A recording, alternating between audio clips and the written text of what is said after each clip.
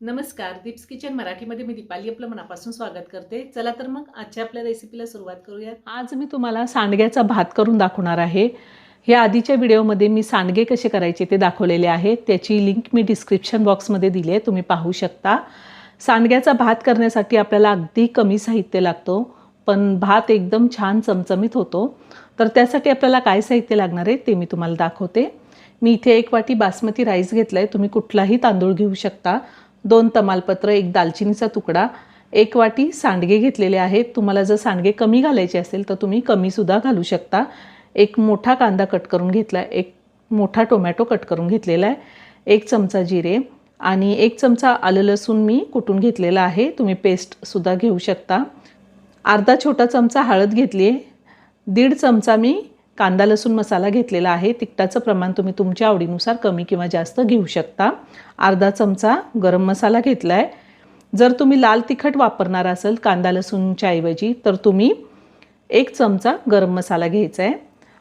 थोडी कोथिंबीर बारीक चिरून घेतली, चवीनुसार मीठ आणि आपल्याला भात करण्यासाठी तेल लागणार आहे. गॅसवरती मी कुकर ठेवला आहे. त्यामध्ये मोठे 2 चमचे तेल घातलेले. तेल गरम झाले, त्यामध्ये मी सांडगे घालते. सांडगे आपल्याला चांगले तेलावरती परतून घ्यायचे. आपण भाजी करताना सांडगे जसे परतून घेतो अगदी तसेच आता परतून घ्यायचे. मी ह्या आधीसुद्धा खूप साऱ्या व्हेज नॉनव्हेज रेसिपी अपलोड केलेल्या आहेत. त्याची लिंक मी डिस्क्रिप्शन बॉक्समध्ये दिली आहे, तुम्ही पाहू शकता. अजूनही तुम्ही माझं चॅनल सबस्क्राईब केलं नसेल तर नक्की सबस्क्राईब करा आणि शेजारील बेल आयकन क्लिक करा, म्हणजे मी ज्या रेसिपी अपलोड करते त्याचं नोटिफिकेशन तुम्हाला मिळेल आणि तुम्ही माझ्या रेसिपी बघू शकाल. सांडगे छान परतून झालेले आहेत आणि आता मी ते काढून घेते. सांडग्याचा थोडा रंग चेंज झाला की ते काढून घ्यायचे. आता त्याच तेलामध्ये मी तमालपत्र आणि दालचिनी टाकली आहे आणि आपल्याला कांदा घालायचा आहे. कांदा थोडासा 2 ते 3 मिनिटं मी परतून घेणार आहे.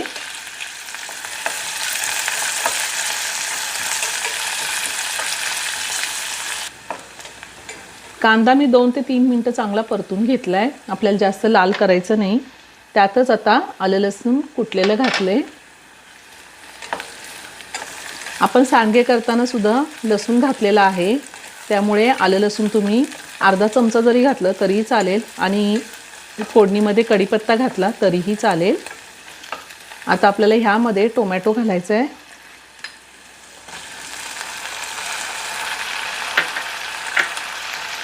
त्यातच बारीक चिरलेली कोथिंबीर घालते थोडी आणि टोमॅटो मी 1 मिनिटभर परतून घेणार आहे. माझ्याकडून जिरे घालायचे राहिले तर मी आता साईडला थोडे तेलामध्ये जिरे घालते.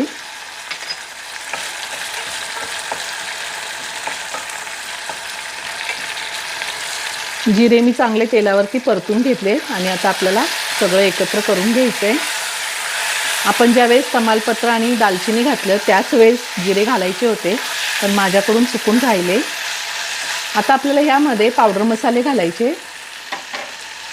हळद, गरम मसाला आणि कांदा लसूण मसाला हे सगळं व्यवस्थित मिक्स करून घेते. हे सगळं मी व्यवस्थित मिक्स करून घेतलेलं आहे. आता आपल्याला ह्यामध्ये सांडगे घालायचे आणि आपण 1 वाटी तांदूळ घेतलेला आहे, तर त्याच वाटीने मी 1.5 वाटी पाणी साईडच्या गॅसवरती गरम करून घेतलेलं आहे. आपल्याला गरम पाण्याचाच वापर करायचा आहे. आता पुन्हा सगळं हे व्यवस्थित मिक्स करून घेते आणि लगेचच आपल्याला ह्यामध्ये तांदूळ घालायचा आहे. तांदूळ मी स्वच्छ धुवून घेतला आहे.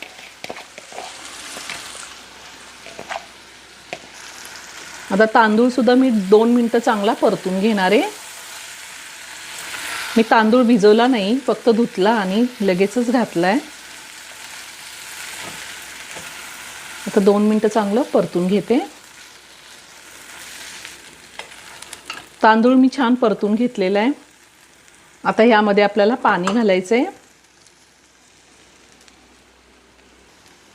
मी 1 वाटीसाठी 1.5 वाटी पाणी घालते. तुम्ही तुमच्या तांदळाच्या अंदाजे पाणी घालू शकता.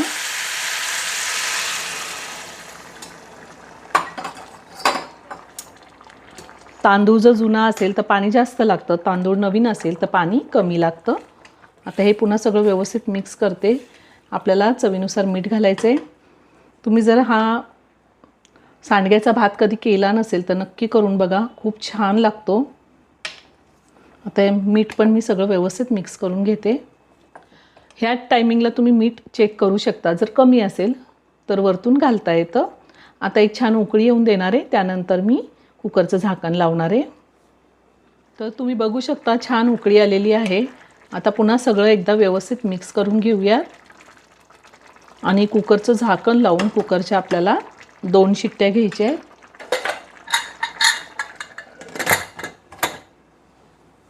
गॅसची फ्लेम मिडियमवर ठेवून मी 2 शिट्ट्या करून घेतल्यात कुकरच्या.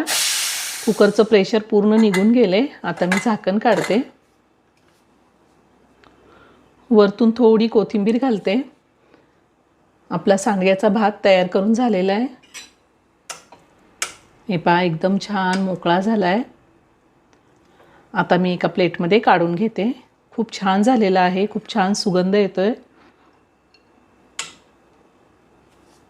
तयार झाला झटपट चमचमीत असा सांडग्याचा भात. एकदा नक्की करून पहा, खूप छान होतो. व्हिडिओ जर आवडला तर व्हिडिओला लाईक आणि शेअर करायला विसरू नका. रेसिपी आवडली असेल तर कमेंट करून नक्की कळवा. पुन्हा भेटूया अशाच एका छानशा साध्या आणि सोप्या रेसिपीबरोबर. धन्यवाद.